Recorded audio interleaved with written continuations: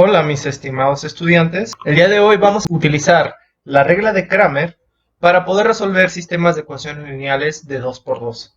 Entonces, la regla de Cramer es un teorema de álgebra lineal que da solución a un sistema de ecuaciones lineales en términos de determinantes.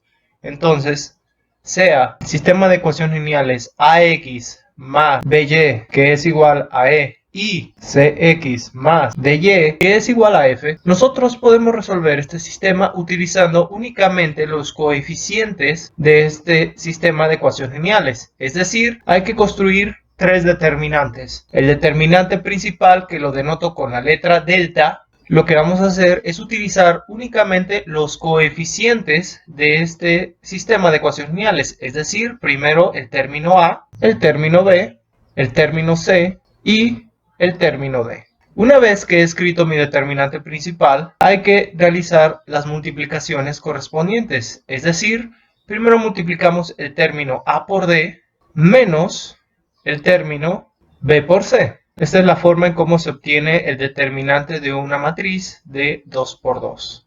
Y por lo tanto, todo este término se puede simplificar y va a ser igual al término delta. Posterior, hay que utilizar el término delta X. Delta X es un determinante en el cual voy a simplificar la columna de X por la columna de las constantes. Entonces, el primer término corresponderá al término F, porque he sustituido en la columna de las X ahora esta columna de las constantes o de los valores que quiero encontrar que igualan este sistema de ecuaciones lineales, y ahora los términos de B y de Y.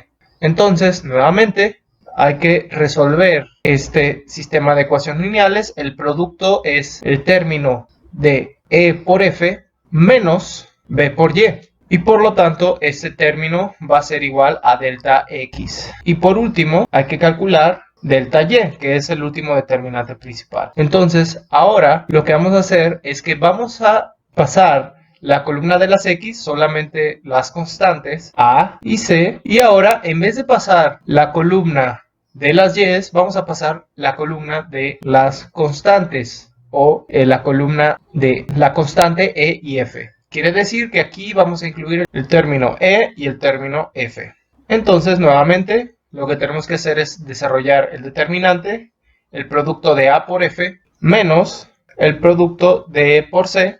Y por lo tanto, al resolver este producto y esta diferencia, vamos a obtener el término delta de Y. Una vez que tenemos estos términos, hay que tomar en cuenta lo siguiente. Si resulta que el determinante principal es diferente de 0, eso implica que el valor de X va a ser igual a delta de X sobre delta. Es decir, el valor constante de esta determinante sobre el valor del determinante principal. Y de igual forma, para encontrar el valor de Y, sería el determinante de Y sobre delta. Es decir, en la constante, el valor que obtenga de esta determinante delta de Y sobre el determinante principal. De tal forma que al resolver estas operaciones voy a obtener los valores de X y de Y.